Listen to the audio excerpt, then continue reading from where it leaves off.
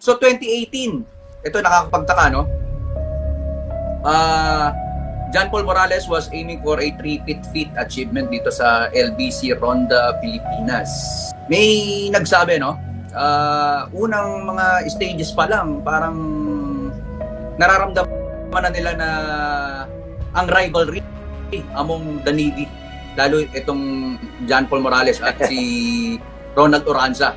Na-given also na nag-a-aspire itong si John Paul ng 3-peat feat, ano? Yung tatlong sunod-sunod na pagkapanalo.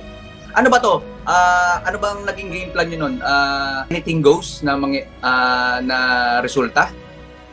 Or Tama, Sir Dale. Kahit sino man sa amin doon. Kasi sa amin kasi, may kanya-kanya kasing talent sa amin eh. Kahit sinong mauna doon sa amin, okay. Basta galing sa team namin. pero ang nakikita natin nun, lagi kang, matatandaan ko lang lagi ka nasa overall, ano? At laging sprint, nasa sprint naman si overall sa sprint itong si Oo, Sir John Dale. Paul Morales, ano? At ito nga, nung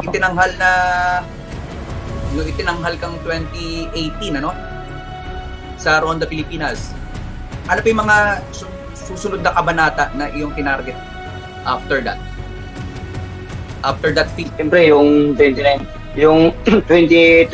na gusto ko mag-back to back kaso may mga foreigner na mga kalaban. Pero ang lakas mo nun, idol.